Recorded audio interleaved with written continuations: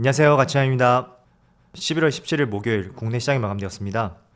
자, 오늘이 수능 당일이어서 1시간 정도 늦게 끝났어요. 그런데 수능이 어려웠는지 모르겠지만 오늘 주식시장은 참 어려웠던 하루였던 것 같고 코스피가 1.4% 하락이 나왔습니다. 그리고 동시호가에도 많은 매도세가 나오면서 종가가 최저가에서 마무리가 되었어요. 그래서 오늘은 오랜만에 정말 부진했던 하루였던 것 같고요. 또 코스닥을 보면 코스닥은 그래도 나름대로 선방을 했던 것 같아요. 마이너스 0.75%. 저는 결국 코스피와 코스닥이 일정 부분 키 맞추기를 하고 있다고 생각이 돼요. 저번에 RSI 지표를 보여드렸듯이 상대적으로 코스피는 과매수 구간이었다면 코스닥은 아직까지는 그런 구간에 접해 있진 않았었거든요. 그래서 오늘 같은 하락장에서도 그나마 덜 빠졌다고 생각이 되고요. 그리고 이어서 시가총액 상위 종목들을 보면 먼저 코스피는 카카오를 제외하고 전 종목이 모두 파란불로 마무리를 했어요. 특히 반도체 관련주의 흐름이 상당히 좋지 못했었고 또 2차전지 관련주도 최근 들어 삼성 SDI의 흐름이 썩 좋지는 않은 것 같습니다. 그리고 자동차 관련주도 그렇게 흐름이 좋지 않았었고요. 이어서 코스닥을 보면 코스닥도 리노공업하고 미디어 컨텐츠, 엔터 이쪽 업종을 제외하고는 전체적으로 약세장이었다는 것을 알 수가 있고요. 그리고 이어서 코스피의 수급을 보면 오늘 다시 한번 기관과 외국인의 동반 순매도가 나왔습니다. 아마 빼빼로 데이쯤이었을 거예요. 이 당일날 긍정적인 소비자 물가지수와 함께 시장이 한 차례 급등이 나왔었고 그 이후부터 기관과 외국인의 수급이 조금은 빠져나가고 있습니다. 일단 단기간의 급등에 따른 차익 매물이 나왔을 가능성이 높다고 보고 있고요. 또 코스닥을 보면 오늘 코스닥도 기관과 외국인의 동반 순매도가 있었지만 규모가 그렇게 크지는 않았던 것 같습니다. 그리고 삼성전자 오늘 모처럼 외국인의 많은 순매도가 있었고 그래도 기관은 소폭의 순매수가 있었네요. 그리고 오늘 급락이 나왔던 SK하이닉스 마찬가지로 기관의 수급은 들어왔는데 외국인 쪽에서 상당한 매도 물량이 나왔습니다. 오늘까지 4거래일 연속으로 계속 순매도 행진이 이어지고 있네요. 그리고 삼성은 SDI도 70만원 지켜주었지만 오늘은 오랜만에 기관과 외국인의 동반 순매도가 나왔고 그리고 반대로 LG에너지솔루션은 오늘도 외국인의 순매수가 들어왔고 기관하고 개인의 순매도가 있었습니다. 자, 이어서 주체별 매매 동향에 대해서 살펴보도록 하겠습니다. 11월 17일 외국인이 가장 많이 매수한 종목은 LG에너지솔루션, SM, 삼성전기, NC소프트, LG전자 이런 종목들을 차례대로 매수했고 반대로 삼성전자하고 SK하이닉스 이 두 종목은 가장 많이 매도를 했었죠. 그리고 기관은 현대로템, NC소프트, 크래프톤, 고려아연, 카카오 이런 종목들을 차례대로 매수했고 오늘은 오랜만에 대형 게임주 위주로 포진을 했던 것 같아요. 자, 이어서 해외 증시를 볼게요. 지난주에 미국에서 CPI 지수가 발표되고 나서 그래도 굉장히 시장 흐름이 좋았었잖아요. 그런데 어제는 생각보다 많은 하락이 나왔었고 나스닥이 1.5%의 급락이 나왔습니다. 그리고 S&P 500도 0.8% 하락이 나왔고 다우지수도 0.1% 하락이 나오면서 다우지수는 그래도 조금은 견조했지만 나스닥하고 S&P 500 지수가 조금은 부진했던 하루였던 것 같아요. 그런데 이것보다 조금 더 우려가 되는 것이 바로 반도체 지수죠. 어제 무려 4.2% 급락이 나오면서 오늘 국내 시장의 반도체 관련주들이 굉장히 약세로 출발하게 했었던 결정적인 이유가 되었던 것 같습니다. 그리고 추가적으로 아시아 증시를 보면 니케이는 마이너스 0.3%, 대만은 마이너스 0.2%, 그리고 상해지수가 0.9%, 1% 가까운 하락이 나오고 있네요. 자, 우선 다시 반도체 지수를 다시 보면 어제 미국의 반도체 지수가 4.3%의 급락이 나왔었고 그 때문에 국내 반도체 기업들도 출발이 좋지 못했어요. 그래서 지금 하이닉스를 보시면 이게 3분봉 차트거든요. 자, 그런데 차트 흐름을 한번 살펴보세요. 장 초반에만 9.9%, 시가가 마이너스 9.9%였고 한때는 10.4%까지도 장 초반에 굉장한 급락이 나왔었거든요. 그래서 단순히 이 차트만 보면 흔히 우리가 표현하는 시가총액 1000억 미만의 잡주 같은 그런 기괴한 차트 흐름이 나왔다고 생각이 되고요. 그렇지만 한 가지 의미를 다시 부여해 본다면 장 초반의 낙폭을 또 빠른 시간 내에 물론 지금도 3.7% 하락이 나오고 있지만 상당한 낙폭을 많이 회복했다고 볼 수가 있습니다. 그리고 삼성전자도 자, 지금 삼성전자도 1.7%, 거의 2% 가까운 하락이 나오고 있고, 그래도 하이닉스에 비해서는 조금은 다른 흐름이 나오는 것 같아요. 물론 개파락으로 출발했지만 조금 전 SK 하이닉스는 거의 10% 가까운 개파락이었고, 삼성전자는 1% 남짓, 그 정도의 개파락으로 출발했었거든요. 자, 이렇게 같은 반도체 기업 내에서도 조금은 출발이 달랐었던 결정적인 이유가 어제 장중에 마이크론 테크놀로지가 6.7% 급락으로 마무리가 되었어요. 그런데 마이크론 테크놀로지와 가장 사업 부분이 중첩되고 있는 기업이 SK 하이닉스가 될 수가 있겠죠.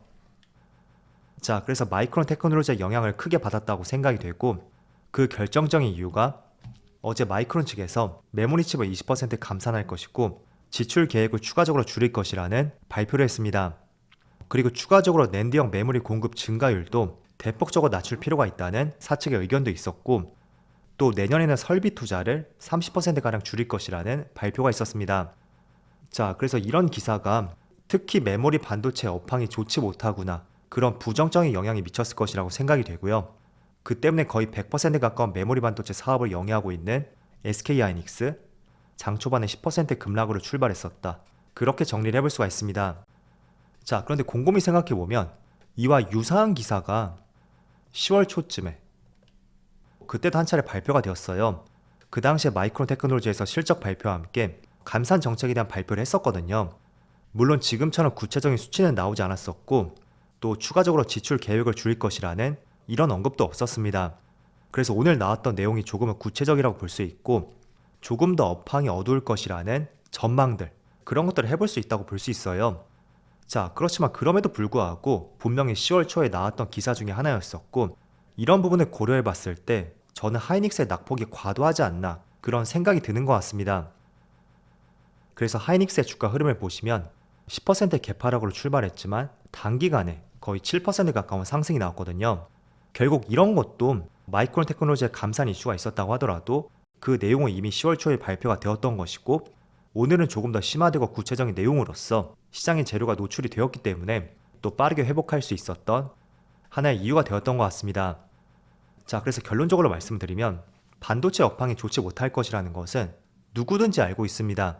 저도 알고 있고 여러분들도 알고 있고 기관과 외국인도 알고 있어요. 자, 그런데 10월부터 반도체 관련주 수급 변화를 보면 여기 부분을 한번 살펴보세요. 10월 1일부터 오늘까지 삼성전자도 기관과 외국인의 수급이 꾸준히 들어오고 있고, 또 SK 하이닉스도 마찬가지로 기관의 매도세는 조금 나오고 있지만 외국인의 매수세는 8,300억가량의 많은 매수세가 들어오고 있습니다. 물론 최근에는 조금 빠지고 있어요. 자, 그래서 전반적으로 보더라도 업황이 좋지 못할 것이고 내년 업황도 충분히 좋지 못할 것이다, 그 점은 누구나 알 수 있는 대목이라고 볼 수 있고, 기관과 외국인도 그걸 알고 있음에도 불구하고 이렇게 계속 매수세를 보여준다는 것은 우리가 너무 이런 재료에 대해서 겁을 먹을 필요는 없을 것 같아요. 제가 경기는 항상 사이클이 있다고 말씀을 드렸었잖아요. 반도체 업황도 사이클을 적용을 해본다면 첫 번째는 감산 이슈, 업황이 좋지 못하기 때문에 감산을 할 것이다, 그런 내용들이 계속 나올 것이고, 또 조금 시간이 지나게 된다면 D램 가격이 저점을 찍고 반등했다, 또 수요가 회복이 되었다, 그런 기사들이 나올 거예요.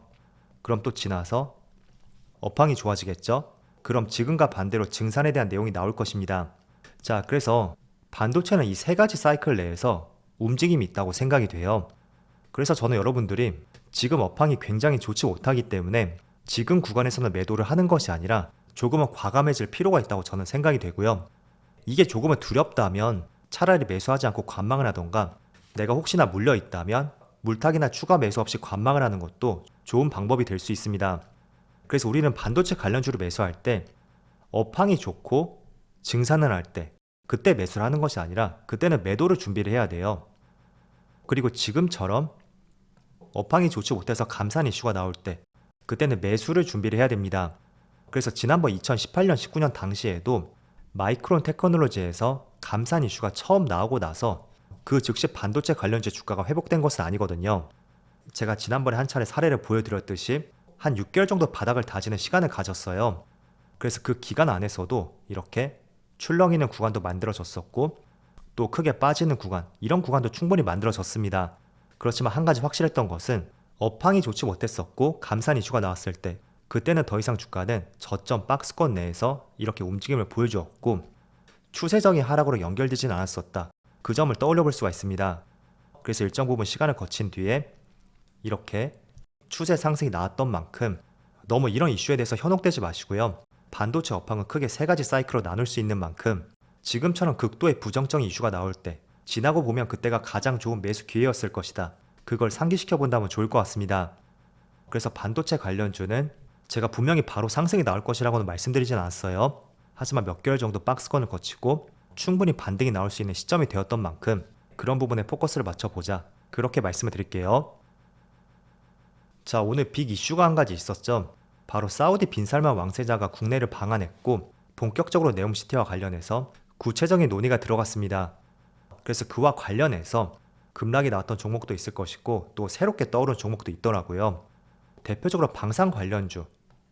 오늘 현대로템이 강세를 보여주고 있는데 이번 회담에서 네옴시티와 관련해서 원전뿐만 아니라 방산에 대한 논의도 있었고 또 현대로템이 이와 관련해서 참석을 했다는 이슈도 있더라고요. 그리고 추가적으로 네옴시티와 관련해서 가장 수혜를 볼 수 있는 기업이 건설주들, 특히 중소형 건설주, 이런 기업들이 가장 수혜를 받았어요. 물론 수주를 따낸 것은 아니고요. 기대감 때문에 주가가 많이 올랐습니다. 그런데 오늘 나온 기사를 보니까 네옴시티 관련 대표주 중에서도 삼성물산하고 포스코, 이와 관련된 모듈러 주택 이슈도 있더라고요. 그래서 모듈러 주택과 관련된 종목 중에 바로 SY라는 종목이 있는데 이 종목은 포스코하고 모듈러 주택과 관련된 업무 협약을 맺은 바가 있어요. 그래서 이번에 포스코가 참석함에 따라서 수혜를 보지 않을까, 이런 기대감이 오늘 주가의 강한 상승으로 연결이 되었다고 볼 수 있고 이렇게 많은 이슈들이 지금 쏟아지고 있습니다. 그래서 지금부터 중요하게 봐야 되는 것은 오늘부터 본격적인 회담이 진행이 되는 만큼 앞으로는 조금 더 구체적이고 정제된 기사들이 나올 수가 있을 거예요. 그래서 그동안은 관련주를 엮이기만 한다면 다 이렇게 강한 상승이 나왔었죠. 이제는 그런 부분에 대한 기대감보다는 실제로 어떤 업종이 수혜를 볼 수 있는지 그런 시각에 따른 주가 흐름이 나뉠 수 있는 시점이 다가왔다고 생각하고 있습니다. 그래서 추가적으로 제가 이제 관련 기사들이 나오면 업로드 시켜드릴게요. 그걸 보면서 같이 한번 투자의 힌트를 얻어볼 수 있는 그런 시간을 가져보신다면 좋을 것 같습니다. 자, 오늘은 1시간 늦게 마무리가 되었는데 늦은 시간까지 다들 수고 많으셨고요. 저는 내일 영상에서 다시 찾아뵙도록 하겠습니다. 감사합니다.